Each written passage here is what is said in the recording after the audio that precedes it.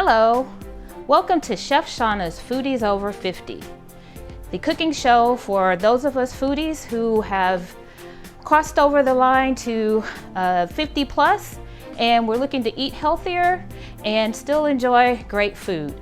Today we'll be making cheesy grits and shrimp. This is one of my favorite dishes to make. I was actually introduced to this dish when I lived in Savannah. I'd never heard of shrimp and grits before I moved to Savannah. I'd heard of fish and grits, but not shrimp and grits. And once I moved there in the low country, in the Georgia and South Carolina areas, cheesy grits and shrimp are a staple. You find it on menus everywhere, and it is basically migrated across much of the South and southwestern United States. So let's go through our ingredients first, and then we'll get started.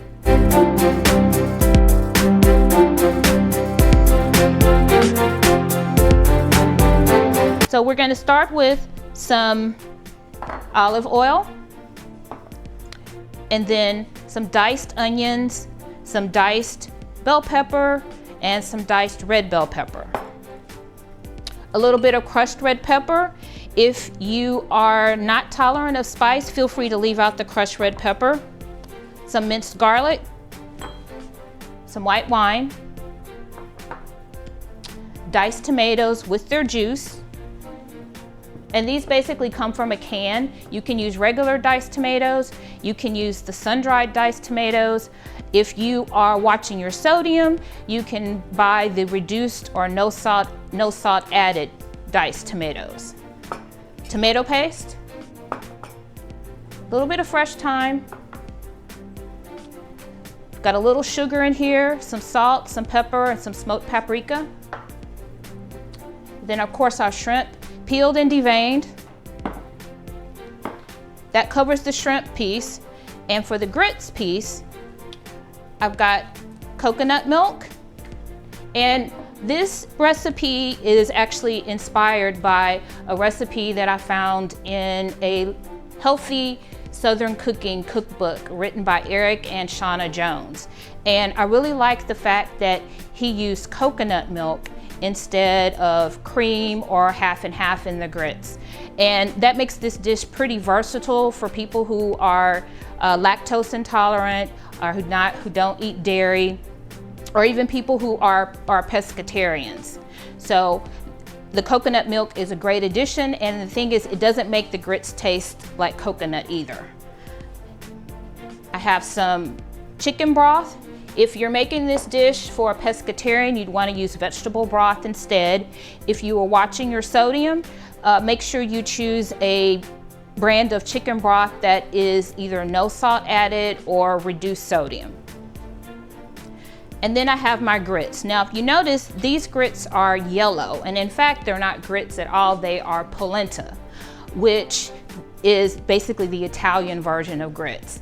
And the difference between polenta and the grits that we typically use here in the United States are that polenta is made from yellow corn instead of white corn, hence the yellow color. And the texture is slightly different, but I like the way the polenta cooks, and so that's why I'm using polenta in this recipe. Then we have some unsalted butter. And I like to use unsalted butter as opposed to salted butter because that gives me more control over the sodium and the amount of salt that I put in a recipe.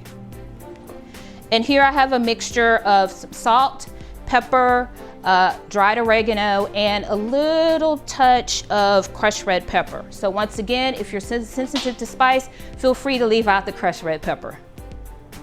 And then finally, of course, we're talking cheesy grits, so we have to have our cheese. So we have some grated Gouda cheese. You can use regular Gouda, or I especially love the flavor of smoked Gouda, and some grated Parmesan. We're gonna start first with the shrimp piece of it, and what we will do is get this going, get this simmering, and then while it's simmering, we'll start working on our grits. The goal is for you to be able to prepare this dish in about 30 minutes. So that's why we want to be efficient with our time. So starting with our shrimp, I'm gonna pour some oil in my skillet that I've preheated, and it's starting to shimmer, which tells me that it is nice and hot. And I'm gonna add my diced red onions, my diced green bell peppers, and my diced red bell peppers. And we're gonna mix this up.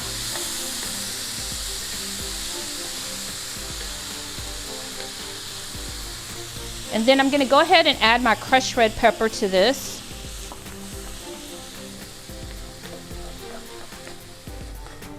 Let me turn up my fire a little. I love cooking with cast iron. It cooks evenly, so you don't have to worry about the hot spots that you see a lot of times when you're cooking in a non-stick skillet or even in some of the stainless steel skillets. So Grandma wasn't wrong when she always cooked in a cast iron skillet. So that's simmering. So while that's simmering, I'm gonna go ahead and start working on my grits. So we will add the chicken broth and the coconut milk to my pot. And I'm gonna head to the stove behind me to let this begin cooking, and we're gonna let this come to a boil.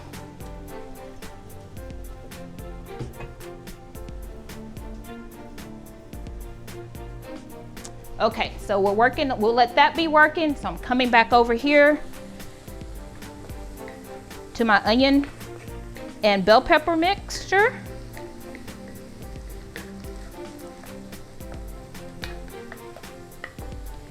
And we want our vegetables to get nice and tender. But we're actually going to be adding some additional ingredients to our vegetables, and so they will begin to cook and caramelize and get tender as we go along.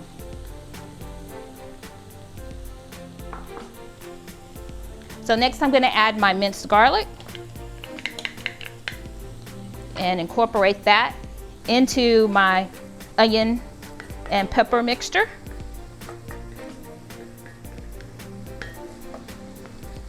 So at this point, my veggies are beginning to get tender and they're beginning to smell really good.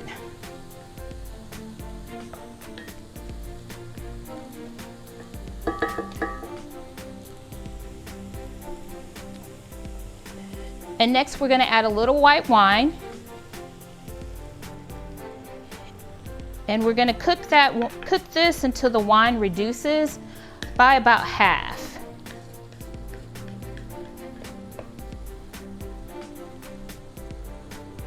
And we do this, we want our wine to reduce because the wine is meant to complement the dish, not to overpower it. So when you eat it, you don't want to taste the wine. You want to taste the essence of the wine. And so the way that happens is by us reducing it by about half. And the flavor of the wine also begins to permeate the vegetables, which actually boosts the flavor.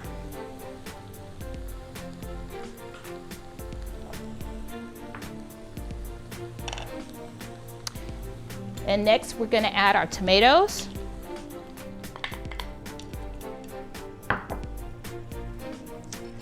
Our tomato paste. And tomato paste is great because what it does is it boosts the flavor. Tomato paste is concentrated tomatoes. And we want that because we really want a stronger tomato flavor in our shrimp and grits. And the tomato paste provides that extra boost of what's called umami. And umami is our fifth taste bud. And we find umami flavor in things like tomatoes, mushrooms, a lot of our Asian cuisine, so soy sauce that's used in Asian cuisine, and mushrooms. So we mix this together, and then I'll add my mixture of sugar, salt, a little bit of black pepper, and some smoked paprika. So You may be asking, why am I adding sugar? Well, it's great to add a touch of sugar to any tomato dish that you're making because the sugar actually helps to cut the acidity of the tomatoes. So we're not adding enough sugar to actually taste the sweetness. We're adding just enough to cut the acidity. And then the last thing is I'm actually going to add some fresh thyme. If you don't have fresh thyme, feel free to use dried thyme. So I've mixed all of this together and we're gonna let this simmer for about 10 to 15 minutes and we'll be right back. Welcome back. Our tomato sauce is coming to a nice simmer and my broth and my coconut milk have come to a boil. So now I'm going to add my polenta and stir to combine it well. And add my butter. And the butter will melt as this cooks. So I'm gonna take this back to the stove behind me and let the polenta cook. It'll take about 5 to 7 minutes.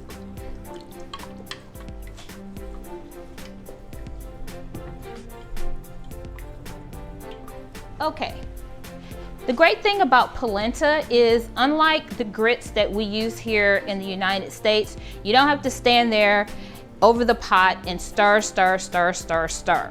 But if you are using regular grits instead of polenta, you will need to stand and stir, stir, stir, stir, stir, because there's nothing worse than lumpy grits.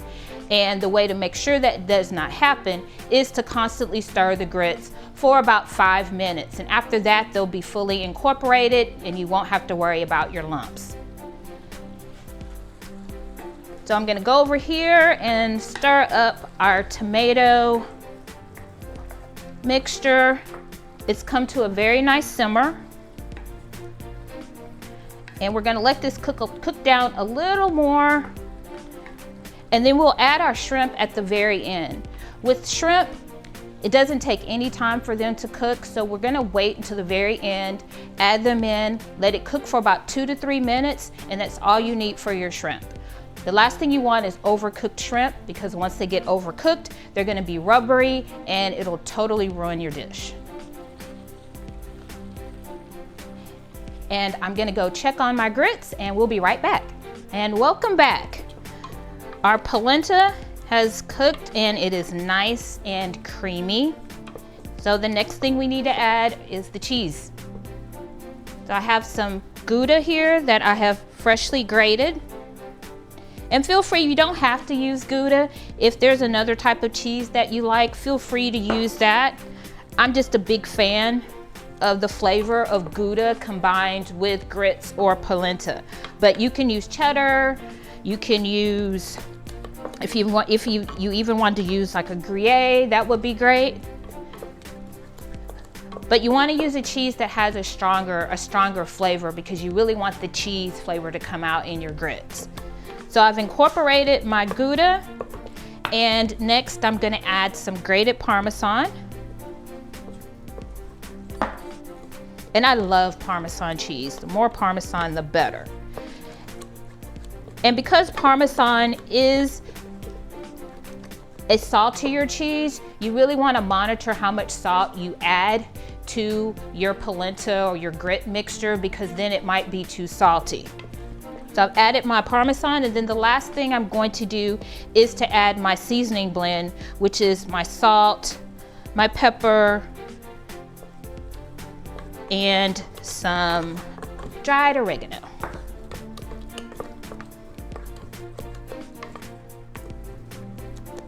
Oh, and I can smell those spices combining with my grits. Okay. Now the great thing about using grits or polenta is that Since they're made from corn, it's a complex carbohydrate as opposed to a simple carbohydrate, which means it's not going to cause your blood sugar to spike as much as some of the simple carbohydrates, like a white rice. And so it actually does make it a healthier option for eating for breakfast or for a savory dish like we're making today with the shrimp mixture. So I'm going to go over here to my shrimp,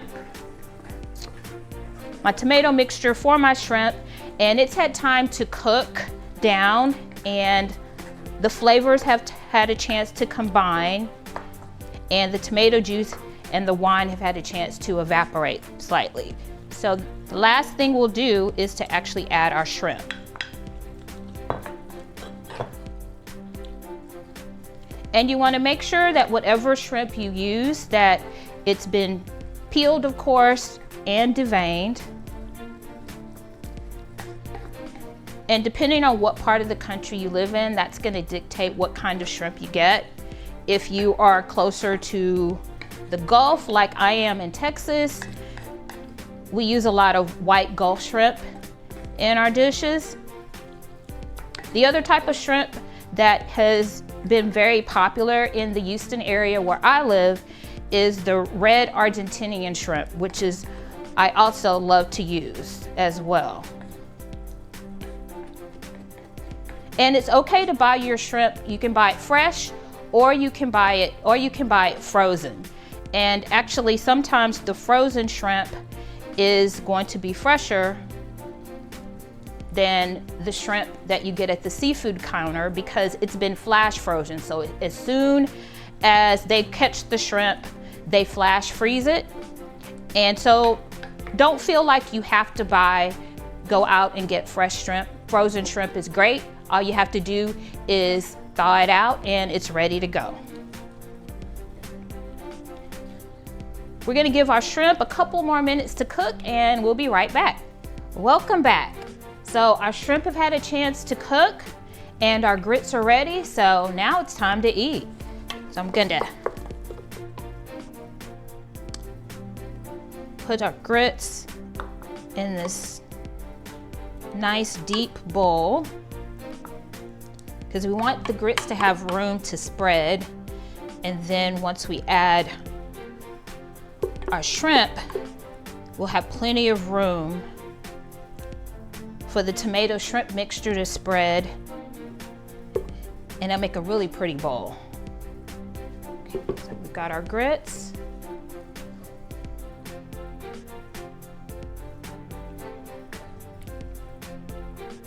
And we're spooning in our shrimp tomato mixture. This looks so good. We'll add one more shrimp to this bowl, a nice big bowl. Okay, and there you have it, cheesy grits and shrimp. Welcome back. So we're at the very end of this episode, cheesy grits and shrimp. And one of the things I'd like to close with is just a little nutrition nugget. So of course the star of this dish is, I would say, the shrimp. And so let's talk a little bit about the nutrition benefits of shrimp. First of all, it's low in calories. It's one of the best food sources of iodine, which is actually required for proper thyroid function and your brain health. It's also a good source of omega-3 fatty acids, which are good for our brain and for our heart.